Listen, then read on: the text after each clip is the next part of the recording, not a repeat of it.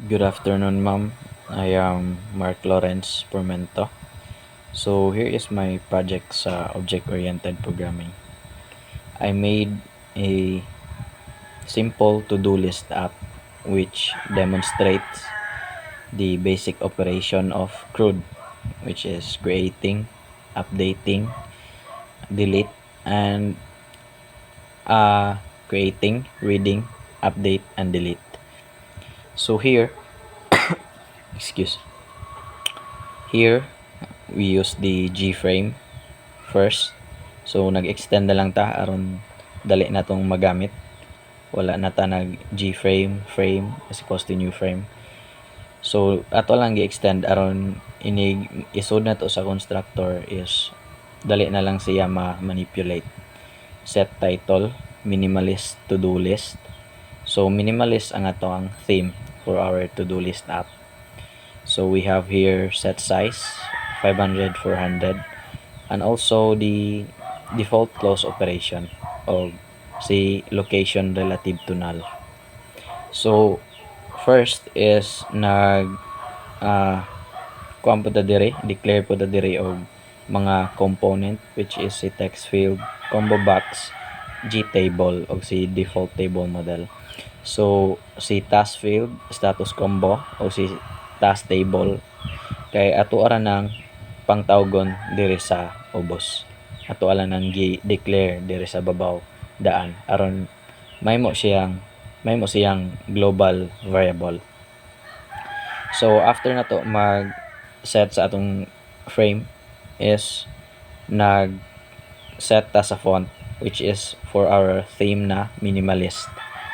So atong gi-set og font into this, and then plain font.plain, and then iyahang font size. So ang atong gigamit nga layout is grid bag layout.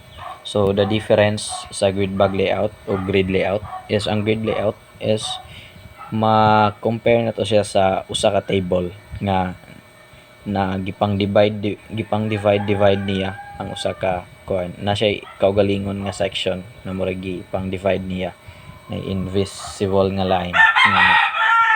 On other hand, si grid bag layout is for flexibility. Mas flexible si grid bag layout kay pwede na to ma-manipulate ang mga G components na atong gipang butang. Pwede na to i-edit kung usay gidak-on nila or asa sila dapitan nato ibutang, which is atong itakol diri sa ubos. So we have here the J level for the text. Para mas makita nato, pwede na tong i-run ni siya.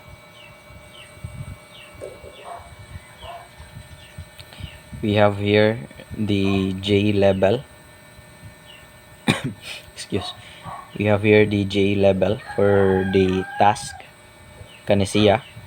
So si grid bag layout na siya gitawag nga grid bag constraints. So this grid bag constraints is mo ni siya ang gamiton or gigamit nako para maka-edit or manipulate sa mga G components na akong gipang-add. So we have here the predefined din na siya na mga method ni GBC, which is si grid X o si grid Y used to edit kung asa nimo i-position si J label nga task label. So sa ako adire is gi-position sa nako sa X and Y nga 0 which is nasa sa pinakababaw. Mo nang naa na si task dire. So we have the insets for the margin and the anchor. So after gi-edit na to ang component na task label is ato ang gi-add sa frame, which is si task label is after ni task label kay na ay GBC nga atong gibutang. Kay kung ato aning kuhaon is na error ang ato ang code. Na dapat na GBC para ma-implement ang mga gipang edit nimo sa component kani si grid X, insets o si anchor para ma-implement na siya sa kanang task label. So after that is ang task field. So sa task field is same logic sa task label. So again, grid X and grid Y. So 1 na atong X dire mo nang naa na siya sa kanang kilid ani. So kung 0 na siya, magsapaw ni silang duha. Ani. So mo nang naa na siya sa kilid. So same predefined method na to gigamit, insets for the margin, and then gi-add na to sa frame, which is na GBC right after. Kay kung wala na, dili ni ma-implement nga mga pang-edit na to, o mo error pod siya kay naggamit man tag grid bag constraints. So after that is ang status label. So kanina mga components na naa diri kay same ra sila logic na akong gihimo. Ang kalahian lang nila is ang pag-edit nako sa grid X o grid Y, and also sa ilahang margin sa insets. So same logic ra ang ilahang ilahang pag-add. So we have the combo box nga naay sud na mga string, which is si pending og si completed na. So again, same logic si grid X o grid Y ang mga sulod ray gipanglahi nako para dili sila magkapareho, of course, para ang iyahang position is ato ang ma-organize. So mo na siya si combo box, and then mo na siya si status label na. So after that is we have the button panel. So si button panel is mo ni siya ang nag-hold sa ato ang mga button. We have 4 different button with 4 different functions. Add button used for adding, and then si delete for deleting, update for updating, and si clear for clearing the text field. Not the text field ra, but also the kani. So ato ara na matakalo niya. So si button panel is ato ang gi-edit iyang theme for the font para minimalist atong theme. Gi-edit nato si button panel yang font, and then after that is ang atong gi-edit diri is ang mga buttons for the minimalist theme. So si panel siya ang mag-add sa mga button or isud niya ang mga button, and then si panel mao poy ato ang i-add sa frame. So again, si button, mga button is naa ni panel, and then si panel atong gi-add sa frame dara. Si panel atong nigamit ta og GBC, which is ang grid bag constraints for editing the position and also its margin ana. So here as we can see, ang mga position sa atong button kay naas to nga mas dali na to ma-manipulate or ma-update ang mga ma-edit ang position tungod sa atong gigamit na layout, which is ang grid bag layout. So dara ato nang gi-add ang panel. So after that is ang GBC. So this one is the table.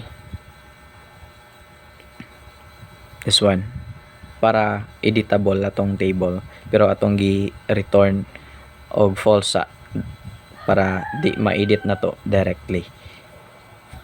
So here we have the task table, ato ang gihimong object mo siya atong bag-ong G-table.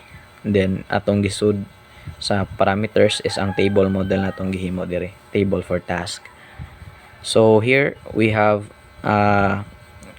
for the theme, which is giset na to yung font, and then the table header, and then the scroll pane for the table. Kung daghan ang atong daghan ang sud ang ato ang table dire ana, daghan na kayo. So we have here for editing the table, the GBC or the grid bag constraints, the grid X, and then the width for the table, the insets, and anything else para mas mapanindot ang atong table na naa diri. So after that is gi-add na to atong table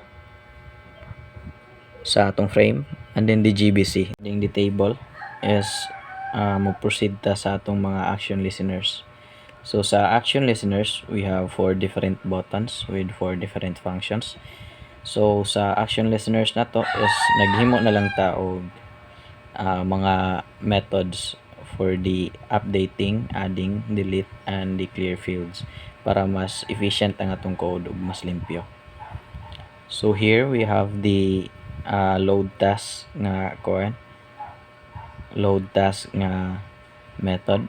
So this one, task table get selection model is for selecting mo ni siya ang mo run og if ever natay i-select diri and then natay buhaton nga kanang operation diri, like let's say for example delete. So mo ni ang responsible for this operation. So here again, let's proceed sa load task.